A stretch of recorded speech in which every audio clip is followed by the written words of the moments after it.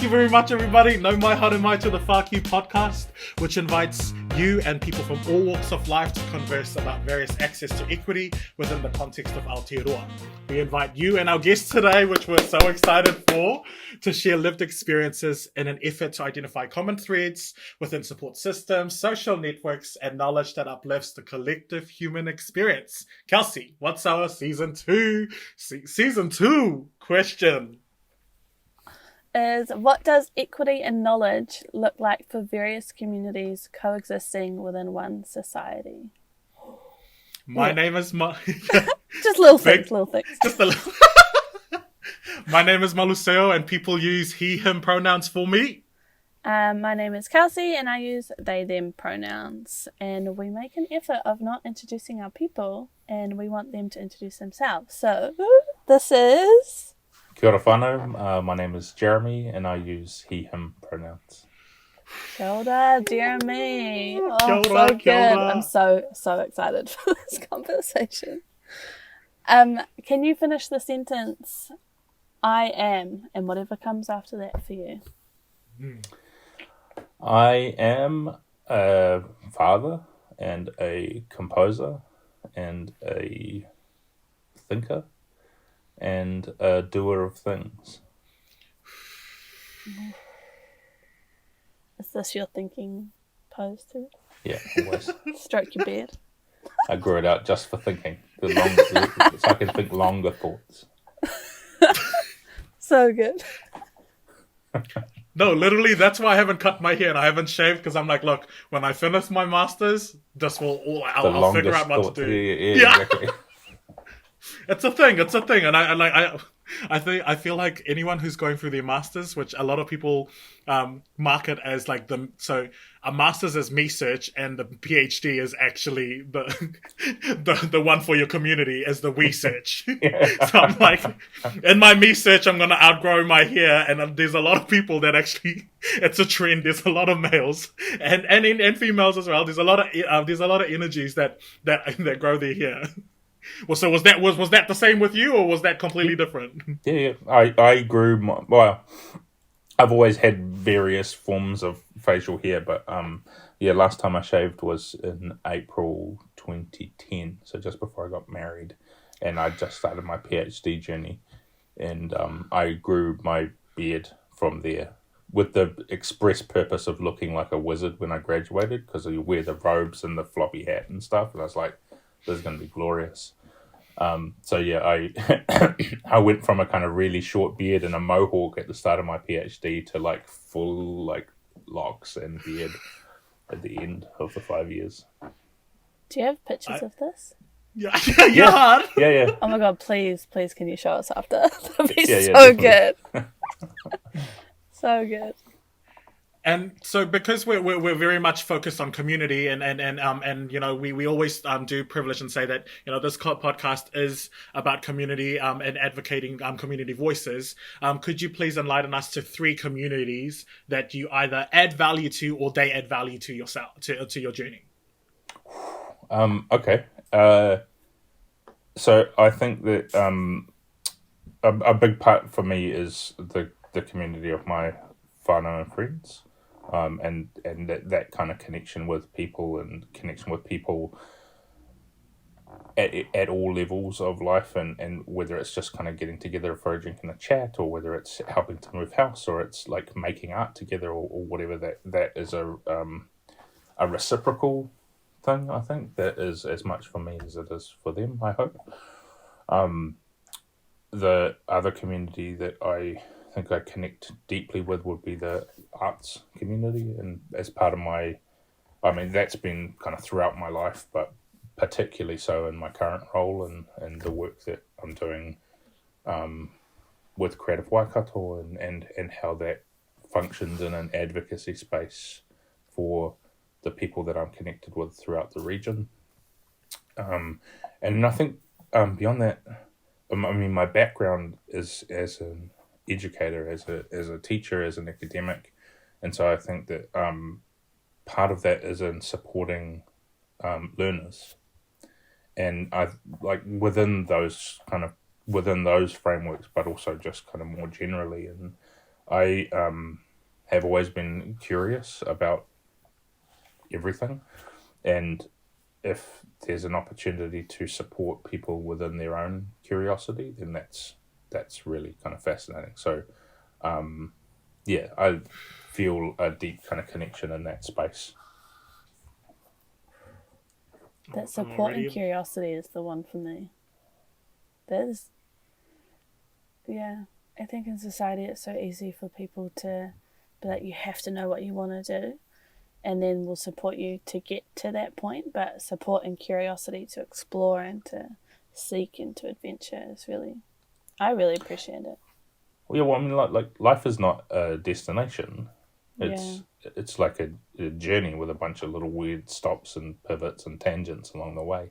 So the knowing what you want to do is a kind of like fascinating thing. But I think it's also it's a previous generation thing where like you would go through a schooling system that was designed to get you into a job, and you'd work in that job for 30, 40 years or whatever, and then you'd retire, and that was the system, and that's how it worked. And that's not going to be the lived reality for people moving forward, because there's robots that are going to do things, there's AI that is going to do, like, there's a whole bunch of that kind of work that's going to be taken from us because we don't need to be doing that. And so then we can have the time to connect and to explore and to be an active part of a community that is more than just like doing our job. It's like being and connecting, and that's really fascinating. And I think also because my path has always been through the arts or connected to the arts, that's also true of being an artist, is that it's not, you don't sort of get the job in the art factory that you then make art for the rest of your life and your salary is paid. Like, the gigs are different, and like each month is different, and like it's fluid and it's flexible, and you've got to be curious about it to want to pursue it, because it's a weird journey. And I think that's what keeps life interesting. And so I think that like it's the realization that we all have access to a kind of a knowledge and a view of the world, and a lens that we can apply to whatever it is that we're doing. And if we can help people to unlock that for themselves, that will make the world more and more fascinating and interesting. Yeah. I'm really interested as well. Can you stretch it out as well? Because you said unlock for themselves. What do you mean by this? Well, I mean, like, not... There's, like, facts and knowledge are different. And, like, so we can learn facts and you can teach facts and, like, that's all fine. But, like, we all have a phone and you can Google that shit. And, like, as long as you know how to, like, read and like reflect critically to like make your way through the noise and nonsense of the internet to find the kind of nuggets of truth, that's like the fact knowing is not so much the kind of important thing, but the knowledge is the kind of understanding how to navigate within that.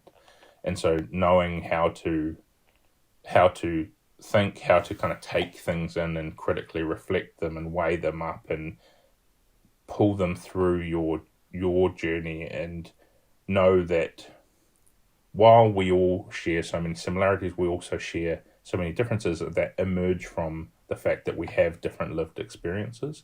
And so the way that I perceive anything is always going to be filtered through that prism. There's an idea that like human beings we're not mirrors, but we're like transforming prisms. So light goes in one way and then exits kind of refracted and colorful and like through all these different kind of lenses and angles. And so if we can help people to kind of unlock what it is, what makes them like kind of tick, what is the thing that makes them like really resonate or spark joy. Those are the things that become really kind of fascinating and become the things that we can help our communities along with. And so the more we have those kind of different viewpoints and different, this kind of different realization that we all have kind of knowledge within us, but we all have this stuff that it's weird because so much of the stuff you kind of unlock rather than learn. So it's intrinsically somewhere. What or how that manifests, that's beyond my kind of possible knowledge. But it's there, and I know that it's there because I've been fortunate enough to have been enabled to unlock that. And so it's how we can work with whomever we're with to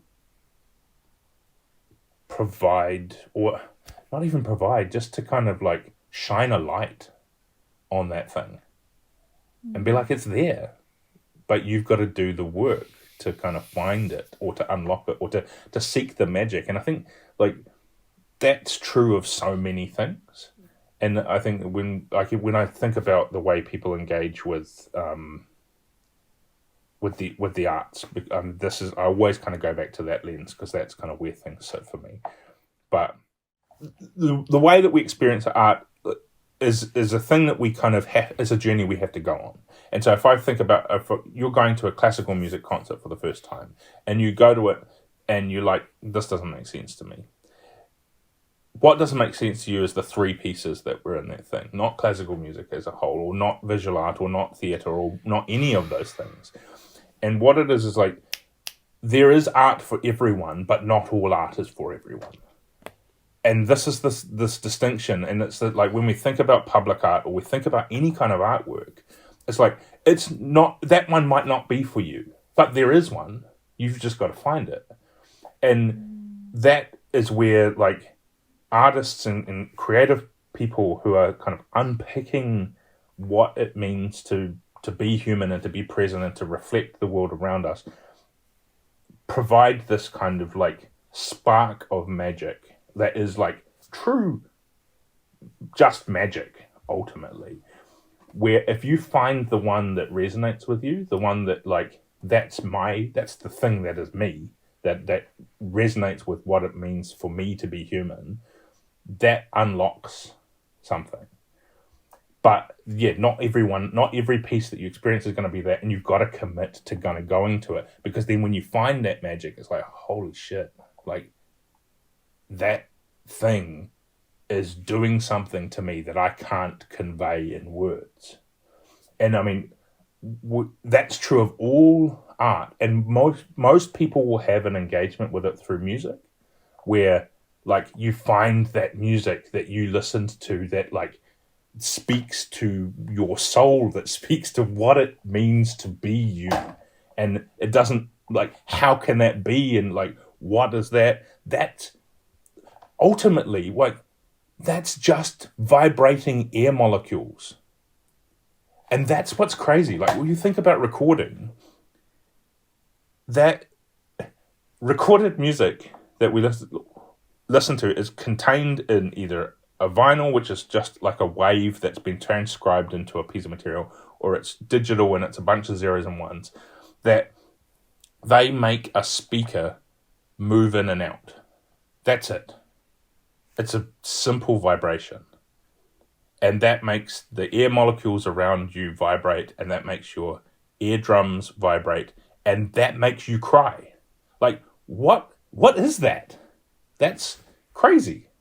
Because it's just vibrating energy that can make you feel the deepest things, or can unlock you kind of your past or your connection to one another, or it becomes the soundtrack to where you met the person that you love, or it like helped you kind of deal with heartbreak, or it was the thing that like connected you with your grandmother, or it was the thing that you had fun like singing along to with your kids. Like, all of those things are unique to you, but are also kind of open to everyone. And that's where we kind of can unlock this knowledge through these kind of connections or these kind of pathways that enable stuff. Yeah. There's so much in that. Is there a particular piece that unlocked something for you? Like, I know that I have a piece that really resonated when I was in high school, but I'm curious if there's anything. There's lots of little things. I mean, it's an interesting thing where, for me, like, I learned piano from a young age. Like, my parents were really interested in that. My mum had played piano and had been a piano teacher, but my dad hadn't, and he felt like he missed something. So he was like really kind of proactive in putting me and my siblings into like music lessons and dance lessons and things like that. So I learned piano and did that.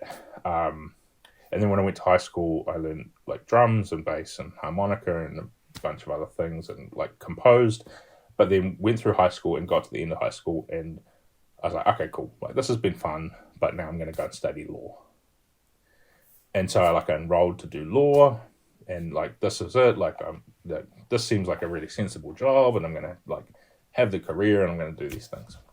And I had to I was applying for a scholarship, and I had to write 1 page on why I wanted to be a lawyer. And I couldn't write it. I tried. I couldn't lie my way through it. I was like, okay, this is something. This means something. And so I then enrolled to do a Bachelor of Arts. So I could major in music because that was the thing that I was really passionate about, but I also did theatre and film. And then that's like, from there, that's me to here, basically. Like, this is the kind of journey, the unlocking. And so the music that really resonated with me was so many different things. And like, some of the first, I remember really loving like Michael Jackson when that came out in the 80s, like Bad and Beat It and all those kind of things. But the first music that I bought myself was blues music, which is super weird for a like Pākehā white kid in Hamilton. Like, there's no rational reason for that to have been the thing that connected with me. Like, this music that was of like oppressed Black Americans, and particularly the kind of electric blues stuff like from Chicago, but like any kind of blues music, there was just something about it that I just loved listening to it. And then that kind of sent me on a pathway through like jazz and funk and stuff. But then outside of that would be like some classical music stuff and like Debussy and Satie, and then kind of on my journey through like university and stuff, started to explore like things, minimalism with Steve Reich and Philip Glass, and film score stuff, and then really got into hip hop and like was DJing and making beats, and like there's just so many things. I'm just like fascinated by sound and the way, like, those people like, oh yeah, I'll listen to anything. Like, I'll listen to anything. Like, I will listen, like, and I know that there's stuff within any style of music or any genre that will resonate with me, and there's stuff that won't. And there's also value in listening to the stuff that you don't resonate with, because there's something within that illuminates something about you. I mean, when we think about like the whole idea of like that we like something or we dislike something, it's such a kind of weird thing where it's like, there's no qualification for that other than like, I don't like that. It doesn't, there's no real specific sense of logic, or like, it's just like, I've listened to it, I don't like it, but I like that, I like that. But then that sense of like can change as well. So we kind of treat it as like this is this concrete thing. And it's like, no, maybe you just don't like it now, but in 5 years, like you come back to it, you're like, oh man, I really like that. It's like, okay, cool. This is all about how we kind of unpick our journey and how that resonates with us. And so the unpicking what it is that you don't like can be really useful, particularly as an artist. And so if I listen to music that I don't like, and I'm like, what is it actually that I don't like about this? Like, what is the thing? Is it the sound? Is it the lyric? Is it the rhythm? Is it like, what is it that isn't doing it for me? That's quite fascinating, because it's like, okay, so that's a thing that I'm not going to do in my own work, because that's not like, so, I mean, when you're creating or when you're kind of going on a journey, like the possibilities, like everything is there. You can do all of the things. So what's important is what you don't do. So if I don't do this... Say that one more time. I feel like I didn't catch that, because I feel like that's a moment. It's like, so in anything, what's important is what you don't do. Like, what's important are the notes you don't play. Because that's what makes the character of anything. The colours that you don't paint, the ingredients you don't use when you're cooking that meal, like that's what, like, yeah, putting the right things in, but like when you know you've got like a shelf, a spice drawer that's got every spice, like you don't put all of them in. Imagine if you did though. Yeah. It'd be gross. So I have all of these options. I'm just going to put everything in all the time. All of the time. All of it. All of the time. I feel like that's a really potent perspective right there, because it then expands your perspective of being like, actually, this is a choice. Like, this is purposeful, intentful things to pick these specific ingredients, these specific notes to add value to the world, or to express what's coming through for me, or what's being inspired through me in an art form. Is that what you're, or is that am I on the right path? Essentially, yeah. Because it's like, if you go into to create something, you could do anything. You could sit down and make whatever you want, but what you make is like filtered through your lived experience and through your own kind of your own biases, and the things that you like and the things that you don't like, and the thing that you most listened to, and even like sometimes the things that we make are in spite of the thing that we just did. So it's like, I want to do a thing that's completely opposite to the thing that I did before, or I want to do like everyone loves this type of thing, so I'm going to do the complete opposite of that thing. And so it's like you're kind of playing in that negative space, or that the gaps, and finding kind of where those gaps resonate, and then as you're kind of learning and kind of unpicking where that knowledge sits for you, you could try and make things, and if it falls flat, it's like, what is the bit that kind of made it not be the thing that you wanted it to be? Because then those gaps become interesting. And so like, what are in those gaps, and how do we kind of draw from them to make the connections, to kind of build our web of activity.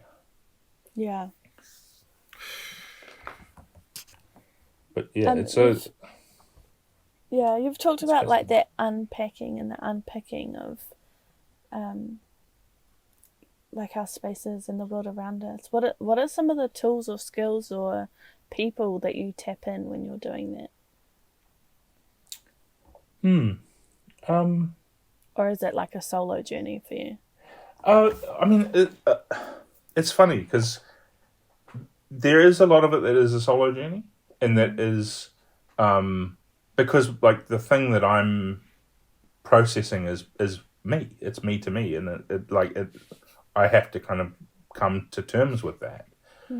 But the way that you might come to terms with that is through like fascinating conversations with like intelligent people, like this conversation that I'm fortunate enough to be a part of, or it's in collaboration, it's in working on something. So for me, a large part of my art making, my creative practice is collaborative, and it's collaborative outside of the field that I work with as well. So like I will work with other musicians, and that's interesting, but actually I'll work with an author or a poet or a visual artist or a dancer or a cocktail maker or a baker or a perfumer, and like, okay, so what is it in what they do that can resonate with the thing that I do, or how can I stretch the thing that I do to link in with the other things? Because it was probably like kind of coming through the end of my PhD journey and into, I spent a couple of years as the composer in residence at Otago University. And in that time, really kind of came to this realization that, and again, like should have been super obvious, but like the human experience is multisensory all of the time. And like wherever you are at any point of the day, you are having a multisensory experience. Thanks. And you are aware of the things that you are touching and smelling and hearing and tasting and seeing. And that is constant. And I mean, obviously, like there are some people who have some of those senses that have been removed, but still the senses that are accessible to them, they are experiencing the world through all of those things at all of the time. Just most of the time, that's not specifically curated because it's just happenstance. It's like whatever we kind of stumble across, or the chair that happens to be in the room that we're in, and we can taste the leftover coffee taste in our mouth from like the coffee we had at 10 o'clock in the morning, and the guy who's talking to you is just droning on, and so you're in class and it's boring as hell and you're uncomfortable and the taste is terrible. And that's the experience, and all of those things become linked.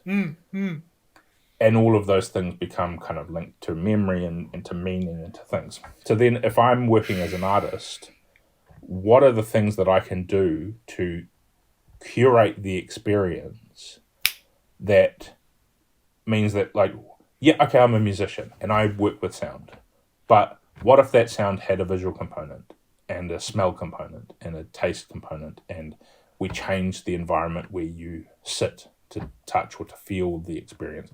What does that do for your engagement with the work? Beautiful. And so kind of had gone through this journey where I do the thing that I do, but I do that with other people to kind of play with, like, how does this sound smell? And what does that mean? And it will mean different things to different people, and the way that you present it creates different things. And so for me, a big part of the work that I do is, like, I'm trying to say something, but what I say and what you get, I don't really, they can be totally separate. And I'm not concerned if you don't get the thing that I was intending. For the most part, like, there's some things where like there's a really clear specific intent and it's part of a narrative and that is what it is. But like for the most part, there's a thing that I'm creating, and I'm creating with someone else or a group of people, and we've talked about it and we've got a kind of shared understanding of what that is. But however that resonates with you, if it resonates with you, great. And whatever that unlocks for you, whatever that kind of helps you to unpick in terms of your own reflections or things, like, that's the best outcome. Because it's all about you finding your own connection to this stuff. Yeah, I think kind of plays into, or I can see the connection between what you said there around intention versus whatever the other person gets out of it, but also what you were saying before about the prism of the light comes in this way and then refracts. Is that the word? Refracts and reflects out in different ways, and you have this intent to shine this light in this particular way, but the way that it's received and the way that it's experienced by people is dependent on what their prism looks like. I think that's really beautiful. Totally. I mean, that was one of the key realizations of my PhD. So, my PhD was in creating a system for hybrid genre music. So basically, I wanted to prior to that point, I had lived multiple separate lives. And so there was like the Jeremy that was the classical music composer who wrote notes on a page and gave it to people to play. And then there was the Jeremy who played in like jazz bands and like funk bands and things and kind of did that kind of stuff. And then there was the Jeremy who like produced records for other people and like made pop songs and things. And then there was the Jeremy who was like a DJ and like played hip hop clubs and did all this stuff. And so there was like these kind of different iterations of myself that like in this space I'm this, and in this space I'm this, and in this space I'm this person, and I do these things and I behave in these ways. And so I was like I need to not be multiple people. I can just be one person. And so what can I do to create something that allows me to draw from all of these things that are interesting to me and create something? And so I created this system where I could take musical genres and kind of break them down into their component parts and lay them on a table and then create essentially a new genre by, I'll take this bit of this one and this bit of this one and this bit of this one, and I'm going to create a kind of balanced hybrid where before, if like people had combined genres together, it was more one thing with a little bit of something else, like prog rock. It's like rock music with a little bit of kind of like jazz and classical, or jazz fusion was like jazz music with a little bit of rock in it. And so this was like, how do I do this thing that is like equally classical music and blues music and electronica? Can I do that? Like, is that a thing that is possible? And so I wrote a bunch of music and did that. And one of the realizations was that I can intend it to be that, but the experience of it is never going to be that. Because it is a balanced hybrid for me because of my understanding of the music that I've listened to and the way those genres work. Mm. But if you haven't had that same listening experience, you are going to hear the thing totally differently. Mm. And you're going to hear either the bits that are really familiar to you, they're going to stick out, or the bits that are completely unfamiliar to you are going to stick out, and that's going to skew your perception of whatever this thing is. So I could write this music and give it to the drummer in the band who's like a rock musician who didn't read, and he's like, man, this is the craziest stuff I've ever played, like it's super weird, it's whatever. And then I'd give it to like a classical musician and I'm like, wow, this is like really kind of straight and like it's like doing this kind of like really kind of predictable thing. And it's like, how can one thing be doing both of those? Well, that's because it's about the knowledge and the experience that's connected to those people. And it doesn't negate the fact that, like, it was intending to be this, because it still is that for me. But also their lived experience and their knowledge that they bring to that piece is also relevant and is also interesting. And so long as I can get over the fact that, like, I have these grand schemes and they didn't, like, that's fine. And so, like, cool, like, I'll throw that away and just focus on the making, then we're in a good space. Just spent 5 years reflecting on this and critically analysing it with all the different literature reviews, but alright, cool, whatevs. I mean, like, it's still, like, ultimately it is about making music, and the music that I made still makes sense and it still does the thing, but it's just like, that was a really kind of fascinating realization, is that, like, ultimately it doesn't matter. Because you're creating. I make stuff because, like, it's interesting to me, and it makes my life more interesting, and I hope it makes other people's lives more interesting. And if it does, great. If it doesn't, it maybe wasn't for you and someone else is doing that music for you. And that's cool as well. And so I think in going through that process and like the journey of the PhD was like mad. Well, it's just like there's so much in that, and like ups and downs and like weird realizations. But then getting to this point now where it's like, okay, I just make the things that I want to make and I don't dwell on them for too long. And I don't know, maybe that's a good thing or a bad thing. I don't know. It works for me, and that's enough. Yeah.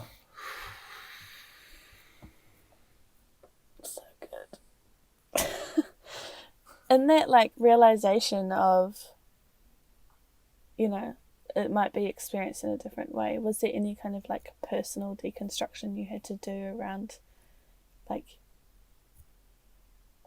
I want to say the word ego, but I don't know if that's quite the right vibe, but like, yeah. That's I mean, that would make a lot of sense. And there's a lot in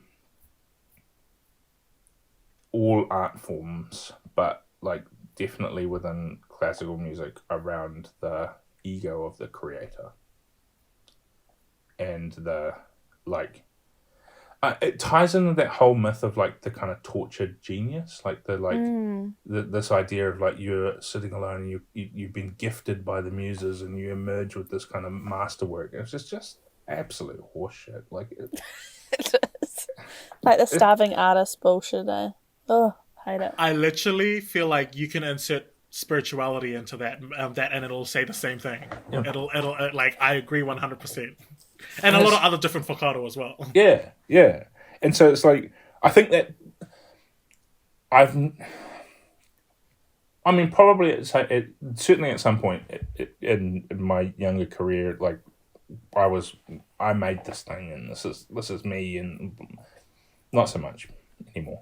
And I can't pinpoint exactly when that happened, because it feels like that's the way I've been making for so long. Yes. But like, I know that like there is some stuff that exists at some point where it like wasn't about that. But now I think pursuing collaborative making is about building a community of people. And so it's about sharing ownership, and it's sharing that creative process, and it's sharing what that is.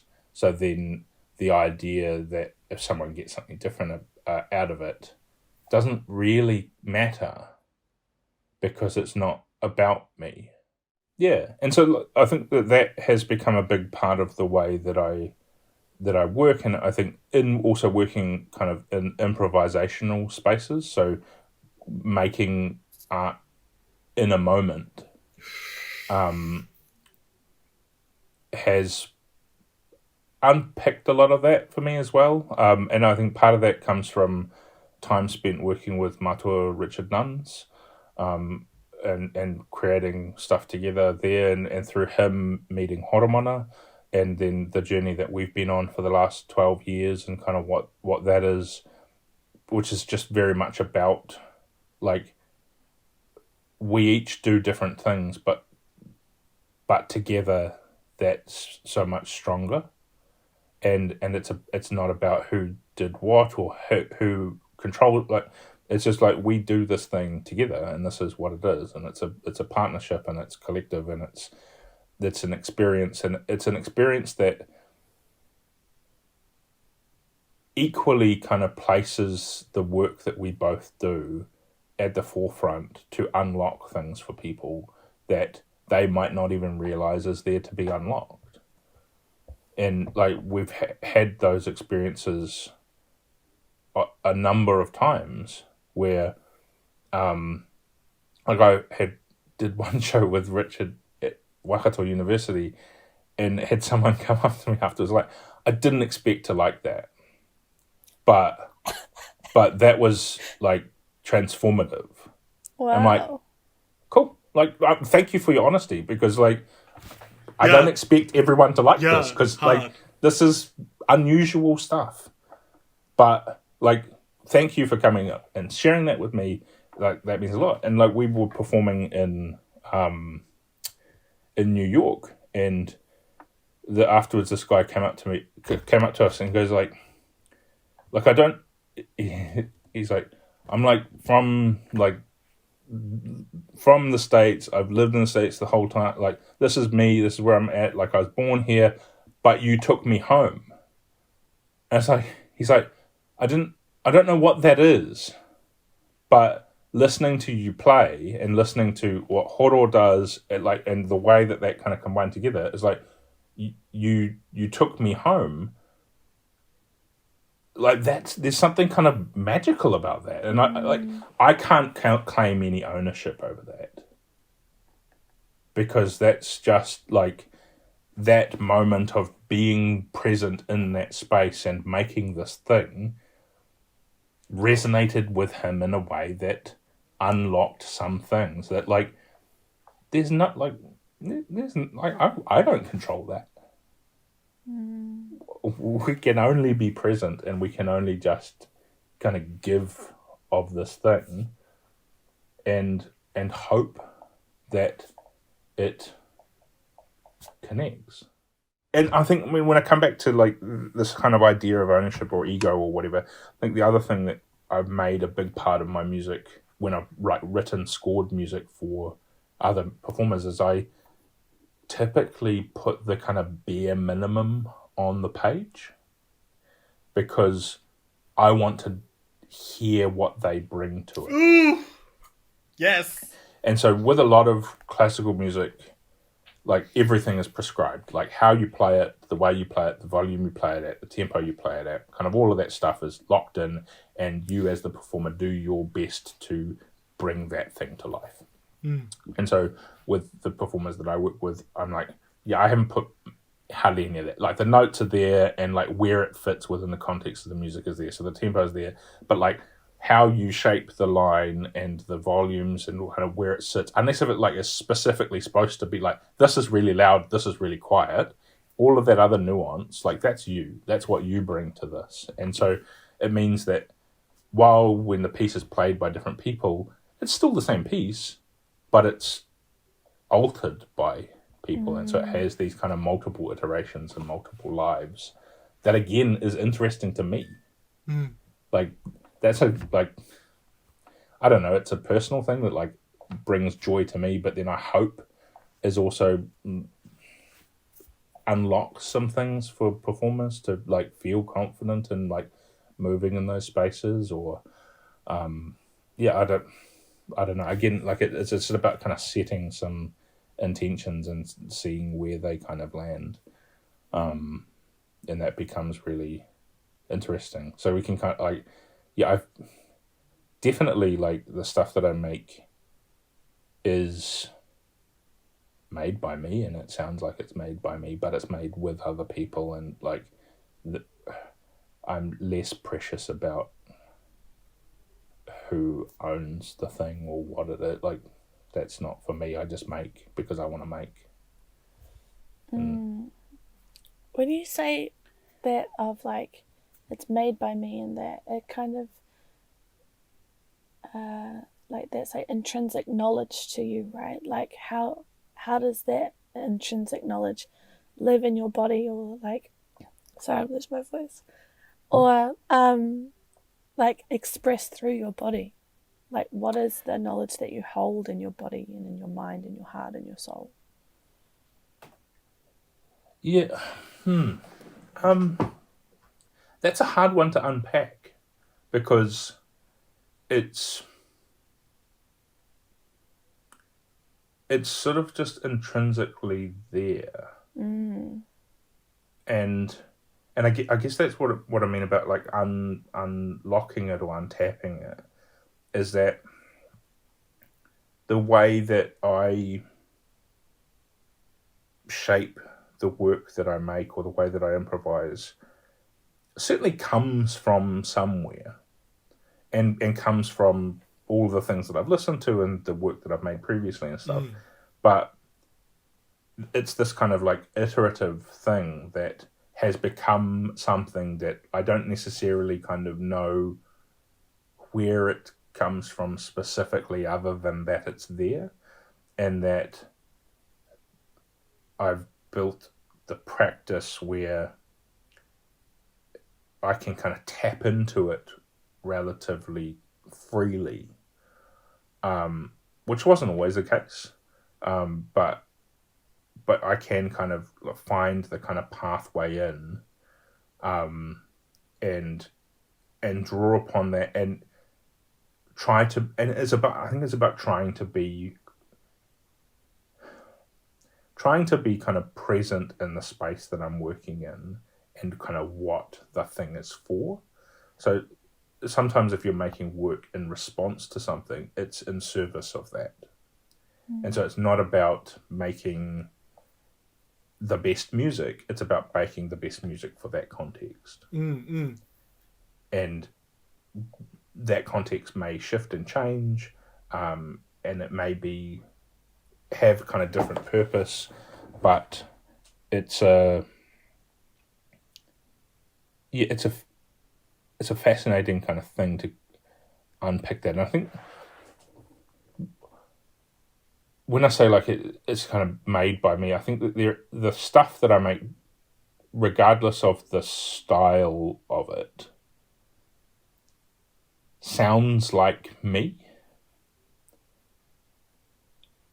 Mm-hmm. And I don't know exactly what that is, but like certainly I can recognize it, and there are other people who are familiar with my work who are like, oh yeah, that sounds like you. And it's like, so there's like stuff that I write, and I'm like, or if I wrote something ages ago and I hear it again, and I'm like, oh, where do I know that? Oh yeah, that sounds like, oh yeah, that I wrote that, so that's cool. So there's like, I guess, kind of stylistic things, or like parts of the sound that shape that, but I'd like to think a large part of what it is just trying to express where I'm at and how that resonates with the people that I'm with,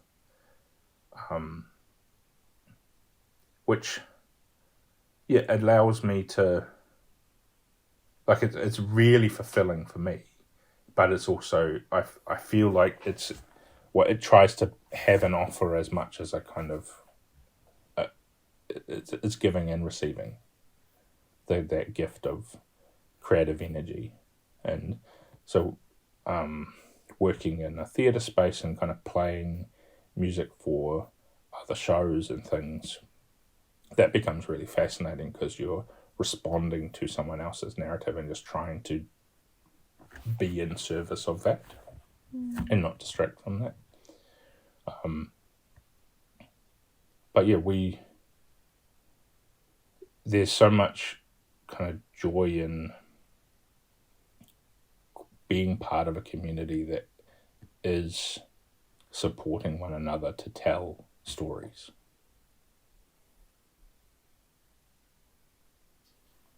You did so. I feel like I'm being inspired by what you said in our first meeting. Was you said that everybody is a storyteller. Can you just explain to us again, like, what does that actually mean from your worldview and from your perspective? Yeah, I think humans are inherently storytellers.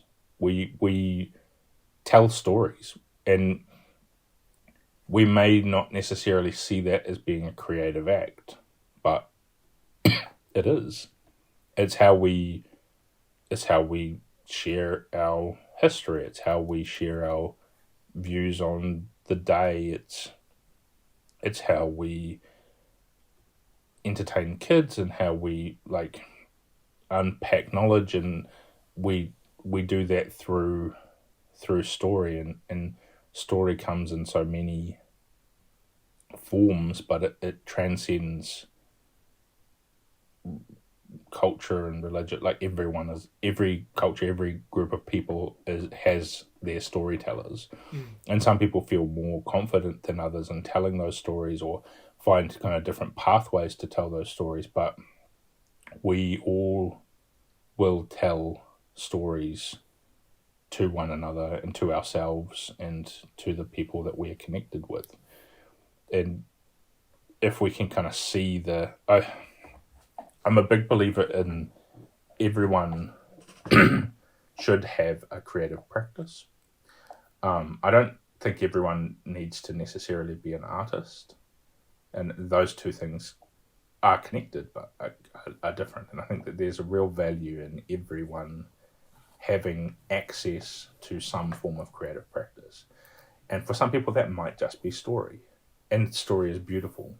But we also tell story through other mediums. So we tell story through visual art or through photography or through dance or through music. All of these things kind of tell stories, and we capture memories, and even in the way that we construct memory is telling stories to ourselves. 100%. And memory is fascinating. in that there are memories that we have that there's no way we could have them, but we see them vividly as if they were lived experiences. Guilty.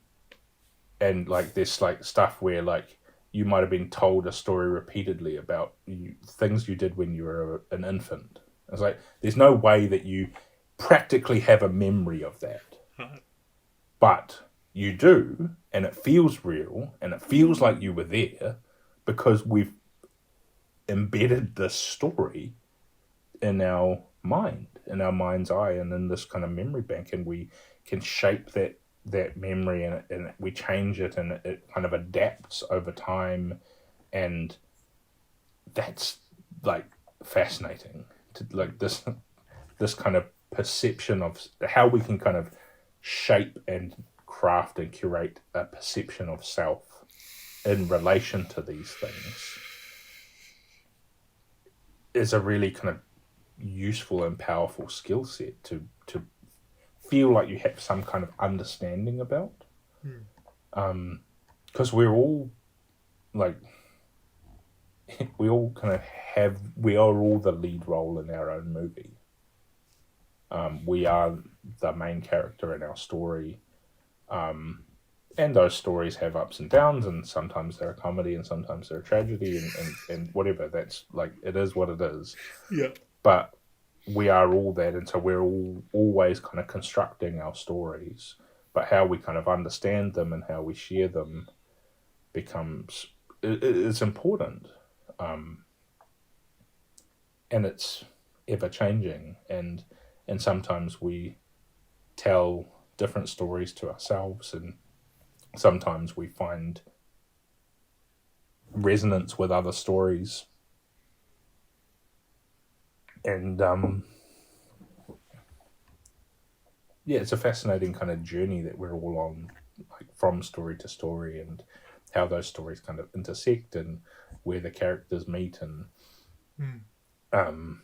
the roles that we play in one another's stories that we may not even be fully aware of. Yeah. And like you might be just a tiny little bit part in someone else's story, but you could have a really positive or negative effect on their story, depending on the actions that you do in your life. Mm-hmm. And so to me, I feel like that's leading into the question. So thank you so much for that, because I feel like resonates 100%. What are we not talking about when we look at storytelling as a collective? So what are some of the tension points, or what are some of the concerns in your worldview that we're not actually massively disseminating to the public about storytelling and the capacity to storytell? Like, basically, what's the far Q of storytelling?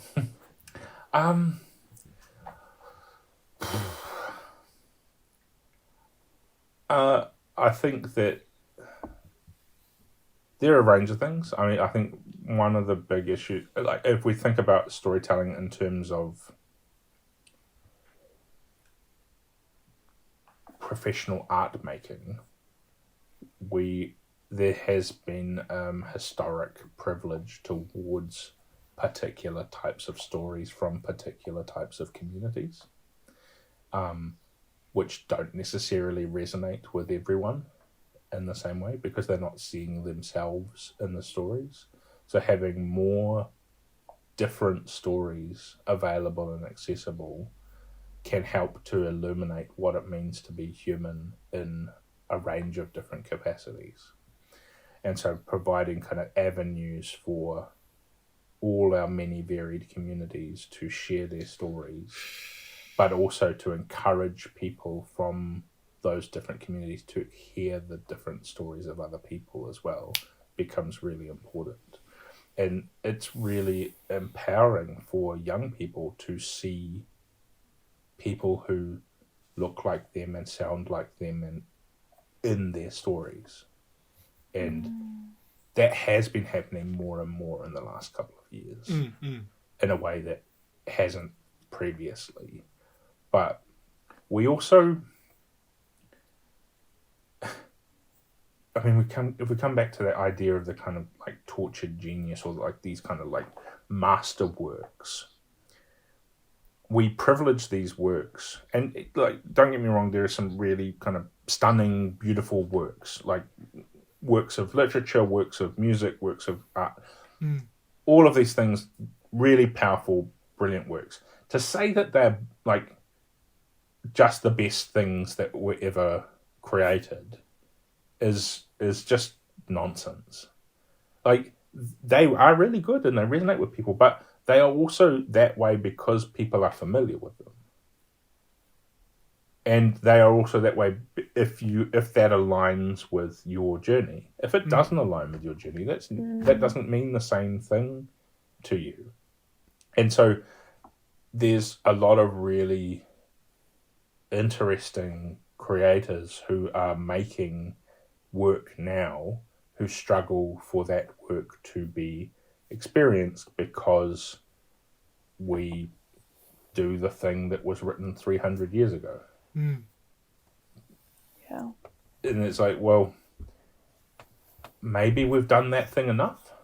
Maybe it's time for a new story. Yeah, maybe like, what does it mean to be a person here and now? Yeah. And how do we communicate that? And how do we communicate that through all of the different art forms? Like, what does that look like in the gallery, or in the theatre, or in the street, or in the concert hall? What does that mean? And how can we support the telling of those stories in a really meaningful way? And like, how do we value that? Because when I think about creative art, creativity, art, culture, that to me is public good. Like, that is part of the reason why we exist, why societies exist, why we are who we are. And so the valuing of telling those stories should be kind of paramount to what it means to be human, but that's not always the case. And maybe that's a system shift that should be coming. How that manifests itself, I'm still thinking about, and certainly I'm not going to be the one to solve that. But you could. You still have some time in you. Like... Well, I will contribute to it. Yeah, yes. But yeah, there's a kind of reframing of what that means that will help tell the different stories. And it's not about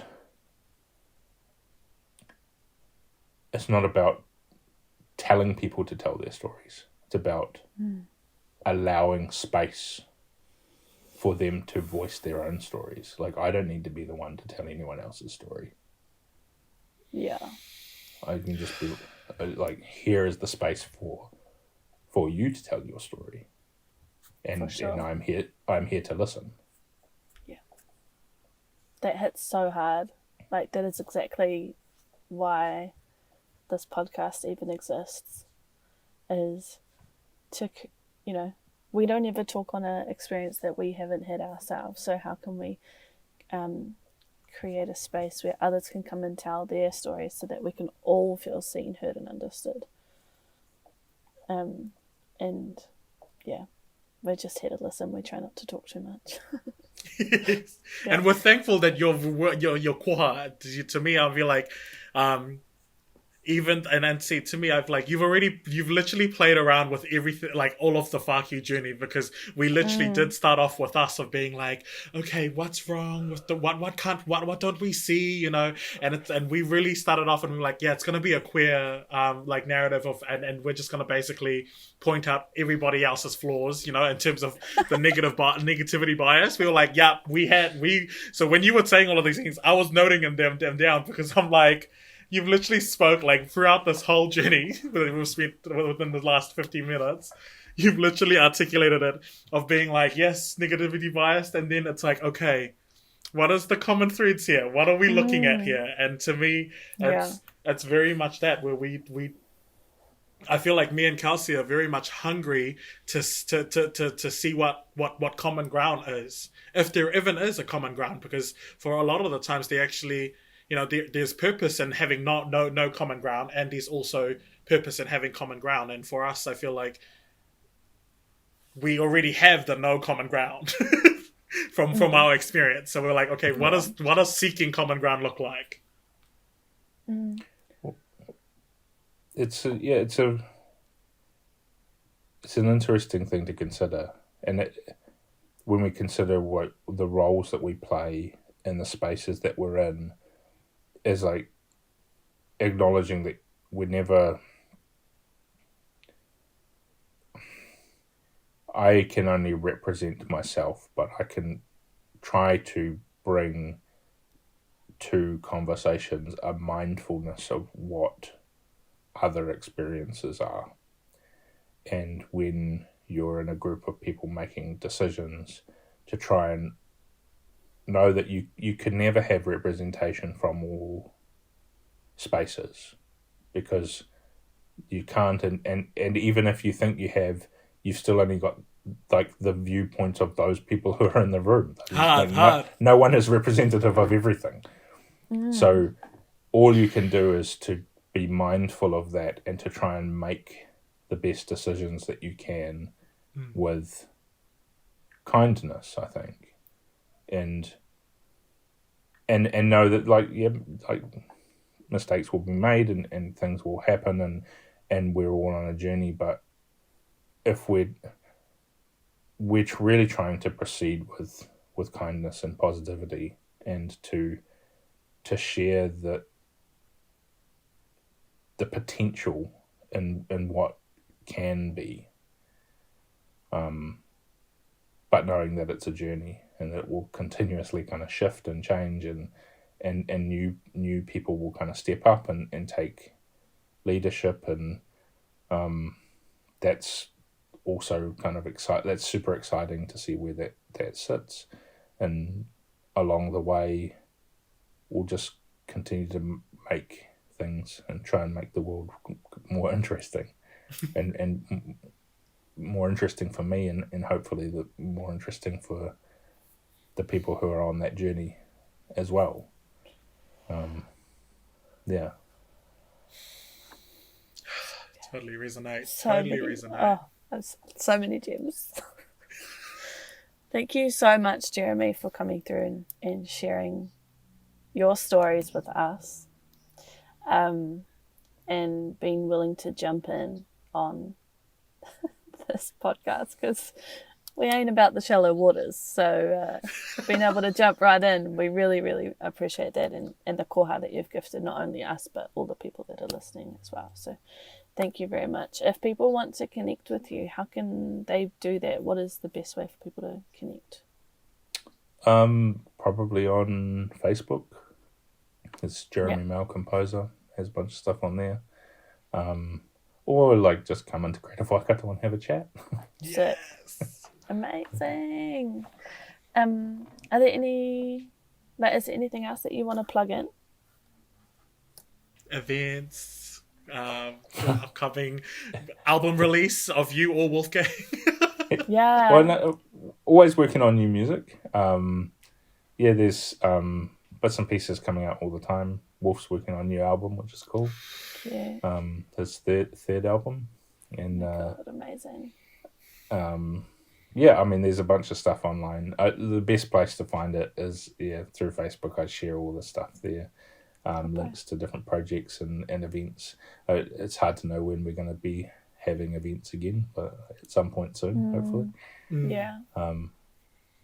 And you haven't felt the urge to move everything online so that everyone can watch. I do shows online. So had a show a couple of nights ago. Facebook Live. Performing with a friend of mine in Brisbane. So that was cool. Talking with Horomona and Regan about doing a show sometime in the next week. Please. So that'll be something, a little treat. Is that your trinity? Because I feel like everything always works in threes, and I have personally, like every time I'm with a trinity, kind of like this, something potent always happens. So is that your trinity with Horomona and Regan? Was it? Yeah. So Regan is Horo's partner. Yes. Visual artist there. That is one of them. Yeah. There's a bunch of different ones, and I think that's what's super exciting. I think about being a collaborative art maker is that, like, I get to work with so many different people, and that's really fascinating because each collaboration shows you something, and it helps to unpick things and to realize that, like, that process of creating and that process of kind of going on that journey continues to be fascinating no matter how long you've been doing it. But also the realization that it's playful and it's fun and it's kind of absorbs time and space in a different way to kind of other things. Yeah. There's a lot kind of in there. There's a lot to explore. As per usual, and like we said, that there's, to me, I feel like all through this conversation, you've literally plugged it in of being like, and it's weird because it's like the word keeps on coming back. There's a whakapapa to everything, and at the same time, the ingredients or the notes that you choose, I think there's a whakapapa to the ingredients, and there's a whakapapa to like why you are specifically wanting to be intentful about those specific choices, and that's why for me, I'm like, and make like, so to me, in terms of whakapapa, I always look at it as like the lineage or the route and to the root, and to me, I'm like, yeah, I can totally see how that's been unpacked or unlocked. So I really like that you use unlocked, because unlocked is so much more potent than unpacked, because unpacked is very much, because I'm like, I've read a lot of different things around decolonizing work and I'm like, and re-indigenizing, and I'm like, like, what is something that's actually mana enhancing that doesn't privilege the word, or like doesn't segregate? Because I'm like, re-indigenizing is like literally anyone who doesn't identify with the word indigenous is just like, that's not for me. Like, it's somebody else's work. And I'm like, no. Like, let's look for something. And unlock for me is something that you've unlocked that word for me, where I'm like, that's it. that word can transcend all of the big academic jargon. That's awesome. So we're gonna end with our jingle. So are you ready? Are you ready for our jingle for our last fuck you? Open up your vocals. Come on. The fuck you. Fuck you. Fuck you. Fuck you. The fuck you. Fuck you. Fuck you. Fuck you, everyone.